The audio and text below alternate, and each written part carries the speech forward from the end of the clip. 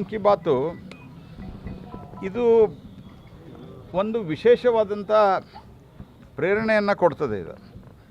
ಇದು ನಾನು ಪ್ರಧಾನಮಂತ್ರಿಗಳು, ನಾವು BJP ಕಾರ್ಯಕರ್ತರು, ನಾನು ಅವ್ರ ಸರ್ಕಾರದಾಗ ಮಂತ್ರಿ ಅಂತ ಹೇಳಿ ಪ್ರತಿ ಸರ್ತಿ ನೀವು ಗಮನ ಇಟ್ಟು ಕೇಳಿದರೆ ಒಂದೊಂದು ಹೊಸ ವಿಷಯ ದೇಶದೊಳಗೆ ಎಲ್ಲೆಲ್ಲಿ ಏನೇನು ಹೊಸ ರೀತಿಯ ನಡೆದಿದ್ದಾವೆ, ಹೊಸ ರೀತಿಯ ಯೋಚನೆಗಳು ನಡೆದಾವೆ, ಹೊಸ ರೀತಿಯ ಯೋಜನೆಗಳು ಅಥವಾ ಜನರು ಏನು ಮಾಡ್ತಾ ಇದ್ದಾರೆ.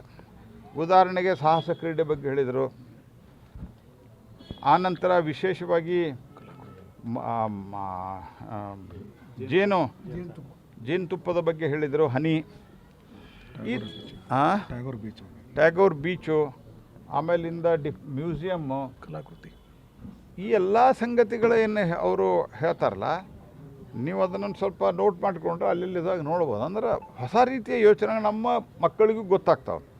ಸ್ಟಾರ್ಟಪ್ಗಳಲ್ಲಿ ಡ್ರೋನ್ದಲ್ಲಿ ಪರಿವರ್ತನೆ ತಂದದ್ದು, it is inspiring to the everybody. ನಾವು ನಮ್ಮ ಡಿಪಾರ್ಟ್ಮೆಂಟ್ನಲ್ಲೂ ಈ ರೀತಿ ಇನ್ನೋವೇಷನ್ ನೋಡೇ ಗ್ರೀನ್ ಹೈಡ್ರೋಜನ್ನು ಒಂದು ಹೊಸ ರೀತಿಯ ಯೋಚನೆ ಇದೆ. ನಾವು ನಮ್ಮ ಸ್ಟಾರ್ಟಪ್ಗಳಿಗೆ ಫಸ್ಟ್ ಟೈಮ್ 100 ಕೋಟಿ ರೂಪಾಯಿ ದುಡ್ಡು ಕೊಟ್ಟಿವಿ.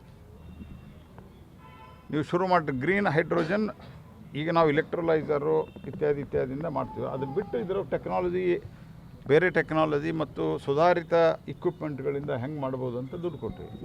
ಇದೆಲ್ಲ ಪ್ರೈಮ್ ಮಿನಿಸ್ಟರು ಆಶ್ಚರ್ಯಕರ ಸಂಗತಿ ಅಂತಂದರೆ, ಅವರು ಆ ಕಡೆ ಕಾಶ್ಮೀರದಿಂದ ಹಿಡ್ಕೊಂಡು ಈ ಕಡೆ ಕನ್ಯಾಕುಮಾರಿಯವರೆಗೆ,